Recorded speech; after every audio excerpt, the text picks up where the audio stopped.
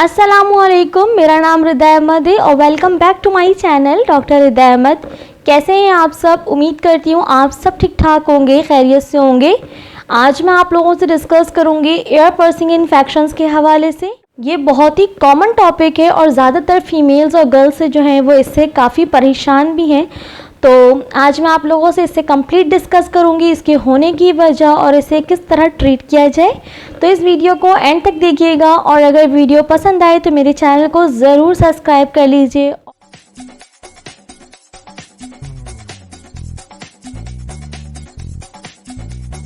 Air pursuing infections के बहुत सारे सिम्टम्स हैं। रेडनेस, इचिंग, स्वेलन, उसके साथ साथ पस का बन जाना जो कि बहुत ही ज़्यादा कॉमन है। इसके होने की जो मेन वजह है, पर्सिंग के बाद ओपन वुंड्स को ठीक होने में कम से कम 2 वीक्स लगते हैं, लेकिन अगर इसको प्रॉपर केयर नहीं किया जाए, इसका प्रॉपर ख्याल न रखा जाए तो वो पस की शक्ल इख्तियार कर लेते हैं। जैसे कि बैक्टीरिया वगैरह, उसमें जर्म्स, बैक्टीरिया वो इंटर होने लगते हैं ओपन वुंड्स में और वो ज़ख़म को ख़राब कर देते हैं। इसका ख्याल आपने इस तरह रखना है कि आफ्टर पर्सिंग 2 वीक्स तक आपने जो है इसे सॉल्ट वाटर से सफाई करनी है, सही 2 वीक्स तक।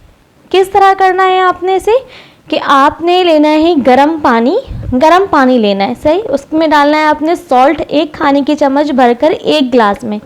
अच्छी तरीके से डिज़ोल्व कर लें और उसके बाद इसे कॉटन की मदद से साफ़ करें। 2 वीक्स तक आपने इसी तरह सफाई करनी है, तो इंशाल्लाह बिल्कुल भी पस नहीं बनेगा और ना ही ज़ख़म बनेगा।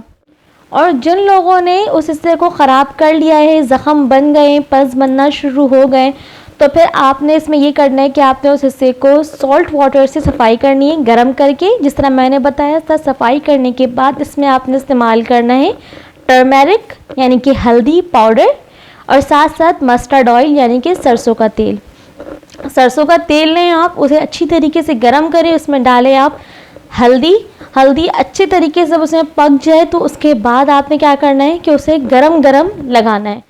2 वीक्स तक आपने इसका इस्तेमाल करना है, इंशाल्लाह बहुत बेस्ट रिज़ल्ट आएगा। इसका इस्तेमाल आपने करते रहना है और जब भी करेंगी आप गरम करके इस्तेमाल करेंगी।